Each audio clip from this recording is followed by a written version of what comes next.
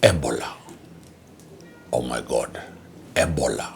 Kenya has a medical agreement, a framework, a comprehensive that allows American citizens to be treated in this country.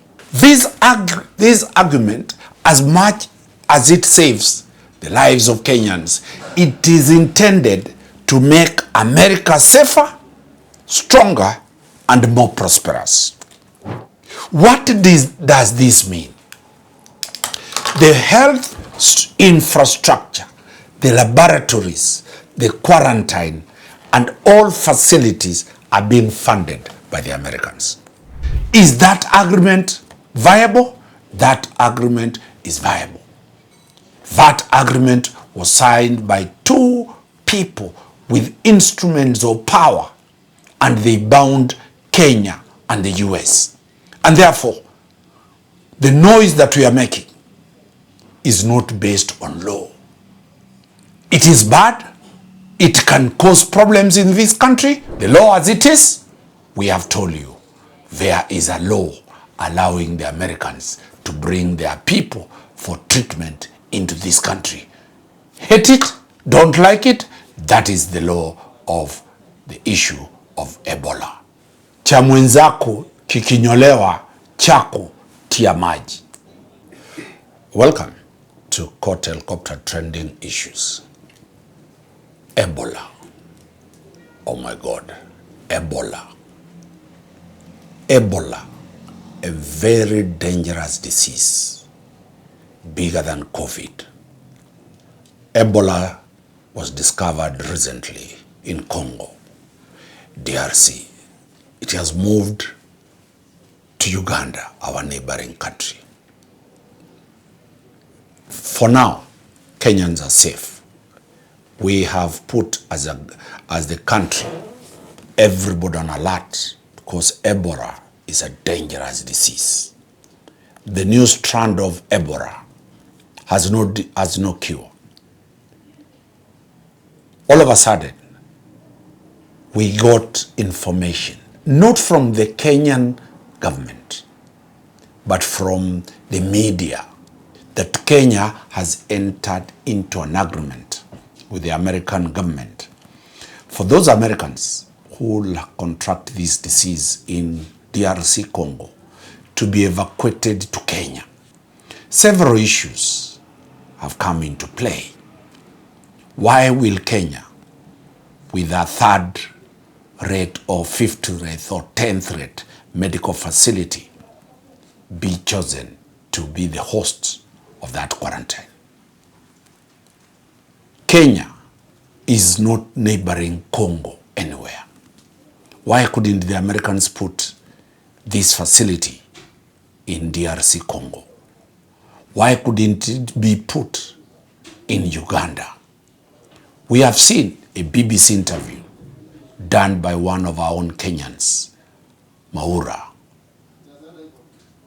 In that, the Ugandan Minister for Health says America contacted Uganda and Uganda said they were busy. Yet Uganda has patience. All of a sudden, news come from outside the country. The Kenyan government is quiet. What does Article 10 of the Constitution say? Transparency and accountability. The government of Kenya has not been accountable. It has not been transparent on this matter. Today, the Kenyan media has carried serious stories. Trump secret Ebola deal with Kenya. That is the Daily Nation. Trump secret deal with Kenya. Why will the Kenyan government have a secret deal? It is here. Why? Under Article 10 of the Constitution. Then we have standard. It says Ebola unit uproar. That the public has a lot of noise. There's a lot of disaffection. Why is this thing being done? Okay. luckily, Danstan Omari and Court Helicopter went through the Public Health Act, Cap 242. It is here. From chapter 1 to the last chapter, which I have here,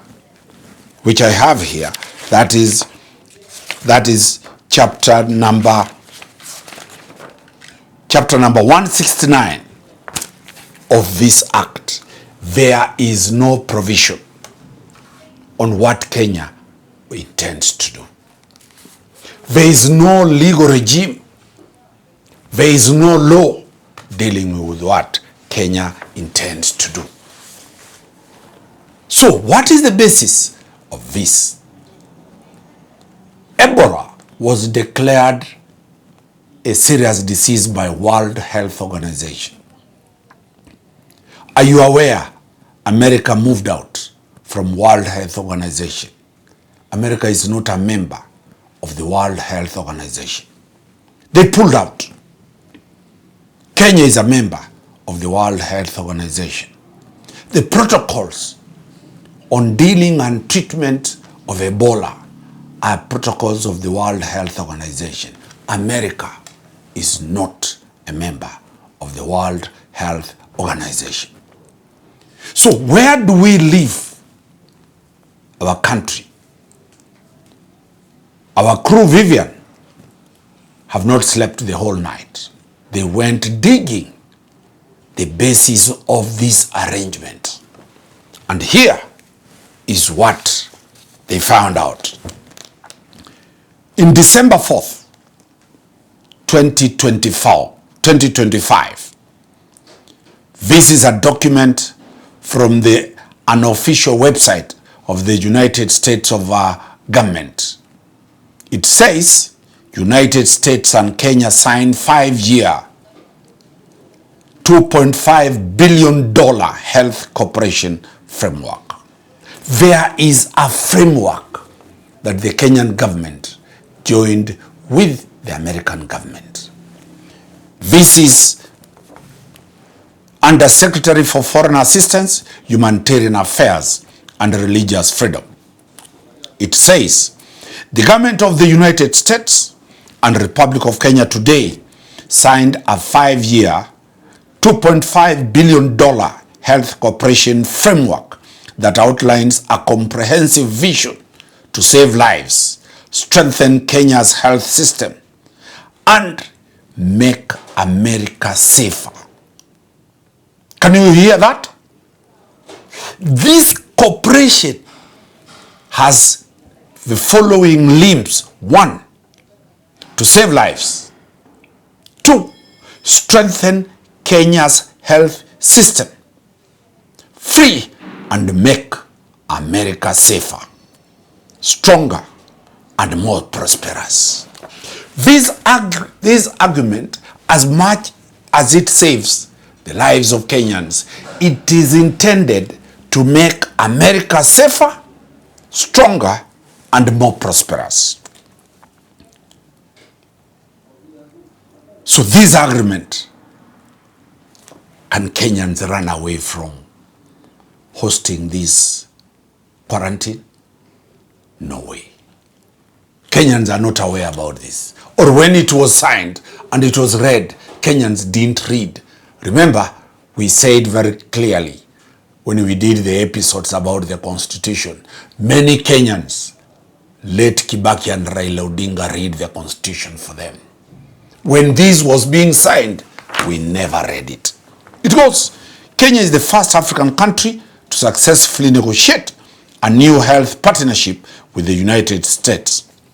Under this framework, the United States plan to provide up to $1.6 billion over the next 5 years to support priority health programs in Kenya, including HIV/AIDS, tuberculosis, malaria, maternal and child health, polio eradication, disease surveillance. Mark that. Disease surveillance, and more so, and infectious disease outbreak response and preparedness. Under infectious disease outbreak response and preparedness. Is Ebola an infectious disease? Yes. So Kenya signed this document knowing that. Over the 5-year period, the government of Kenya pledges to increase domestic health expenditure by $850 million to gradually assume greater financial responsibilities as U.S. support decreases over the course of the framework. This is the summary. But let us hear the statement from the U.S. government. This is what the U.S. government read. We are delighted to sign this landmark agreement with Kenya, a long-standing American ally.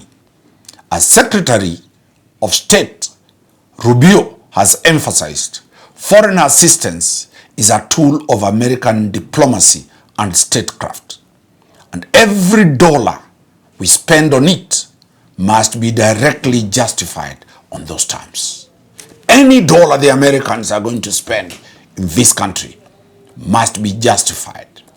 When developing the dozens of America-first global health strategy bilateral agreements we will sign in the coming weeks, we always start with the principle that American sovereign resources should be used to bolster our allies and should never benefit groups unfriendly to the United States and our national interests, said Jeremy P. Lewin, senior official for foreign assistance, humanitarian affairs, and religious freedom. But within the four corners of these detailed agreements, our expert technical teams have kept a lesser focus on maximizing health outcomes, deploying resources more prudently towards high-impact programs and creating positive incentives for recipient countries' self-reliance and local control. We appreciate Kenya's partnership and look forward to our continued work together, advancing their health goals and our broader shared interests. Over the past 2 months, we have been engaging in very productive discussions with governments around the world about how we can maximize the impact of our health, foreign assistance to save lives, and build resilient local health systems while simultaneously promoting American interests abroad, said Brad Smith, Senior Advisor for the Bureau of Global Health Security and Diplomacy at the U.S. Department of State. Our agreements with Kenya is a model for the types of bilateral health arrangements the United States will be entering into with dozens of countries over the coming weeks and months. That is the American statement. What did the Kenyan government, Cabinet Prime Minister Foreign Affairs read?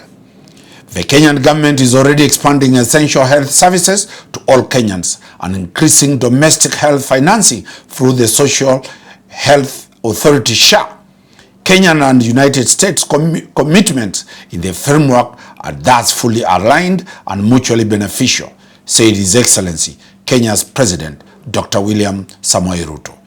Kenya welcomes this partnership and the co-investment it represents, said Honorable Cabinet Secretary Aden Duale.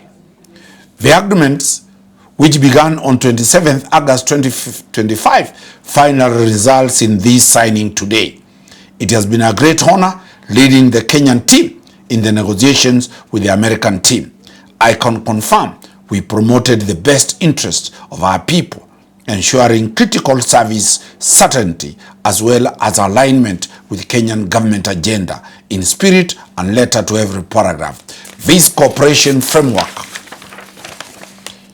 is a quiet departure from the past and will have lasting impact on health for all, said Dr. Ouma Oluga, the Principal Secretary for Medical Services. Have you ever heard that? Kenyans, were you aware of that? Then we have the Ministry of Foreign Affairs posted in December 5th, 2025. This is the post from the Ministry of Foreign Affairs. That was from the American Embassy. Now we have the Kenyan response. It says, Kenya and USA signed Strategic Health Cooperation Framework. Kenya and the United States have entered a significant new phase in their long-standing cooperation with the signing of a Strategic Health Cooperation Framework that will channel over Kenya shillings 208 billion, USD 1.6 billion into Kenya's health sector over the next 5 years. This is the first such agreement between the Donald Trump administration and an African nation, reaffirming Kenya's role in shaping sustainable, resilient, and nationally led health systems on the continent. President William Ruto witnessed the signing by Prime Cabinet Secretary and Cabinet Secretary for Foreign and Diaspora Affairs, His Excellency Dr. Musalia Mudavadi, and the U.S. Secretary of State Marco Rubio, who jointly signed the framework, which establishes a comprehensive government-to-government model aligned to Vision 2030, universal health coverage, and the bottom-up economic transformation agenda. The new arrangement transitions away from donor-driven mechanisms and consolidates a coordinated, accountable, and country-owned approach to health sector strengthening. The U.S. will channel its support directly through the national institutions, including the KEMSA, in line with the American First Global Health Strategy released in September 2025. This will reinforce transparency, sustainability, and national ownership. Lastly, the framework outlines key commitments, including the absorption of 515 laboratory professionals and 13,293 healthcare workers into the public service by the year 2028, and the implementation of a joint co-financing plan covering laboratory systems, disease surveillance, workforce development, and essential health commodities.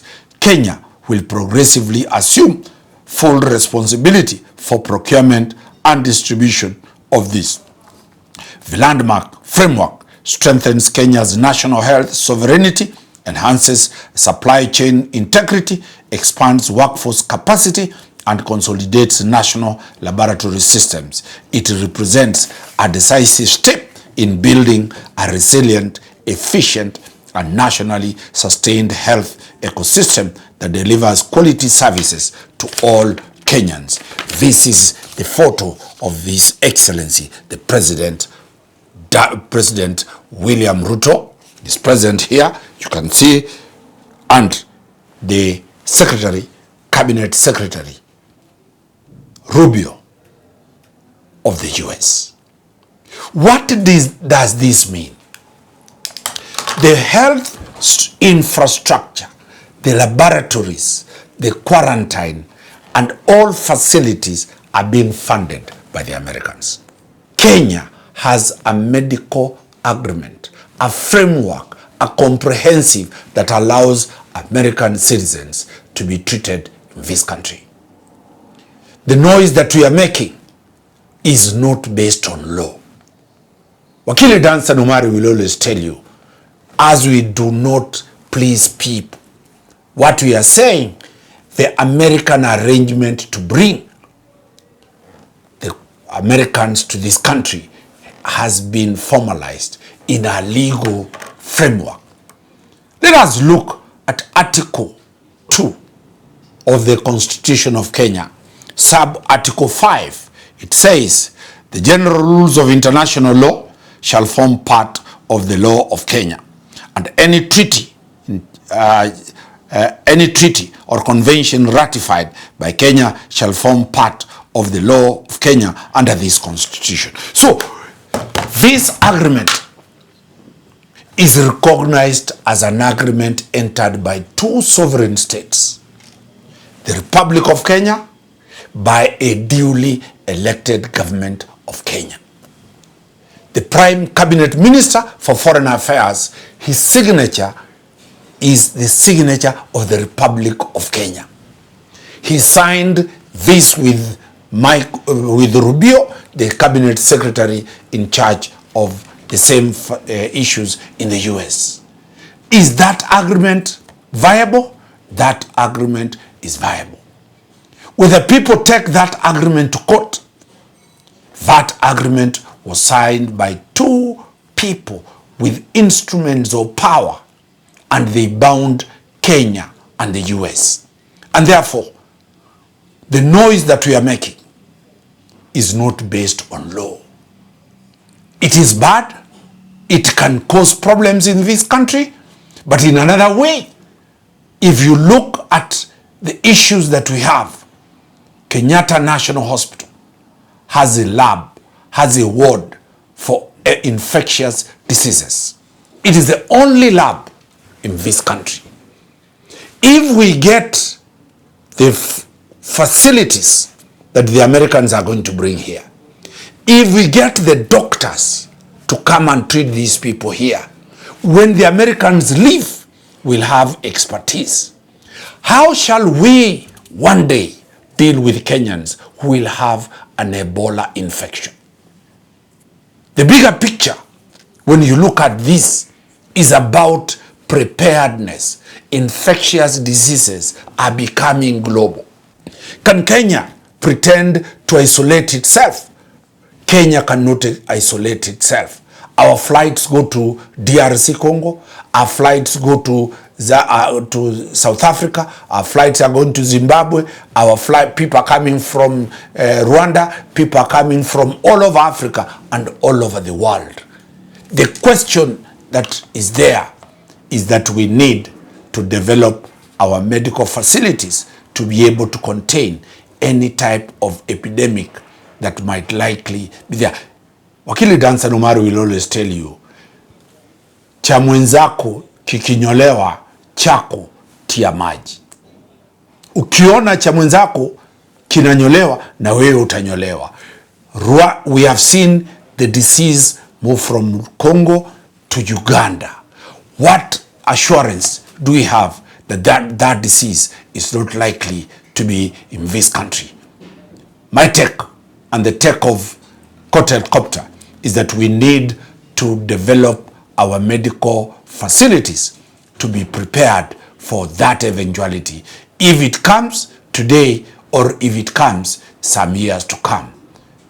But the law as it is, we have told you, there is a law allowing the Americans to bring their people for treatment into this country. Hate it, don't like it, that is the law of the issue of Ebola.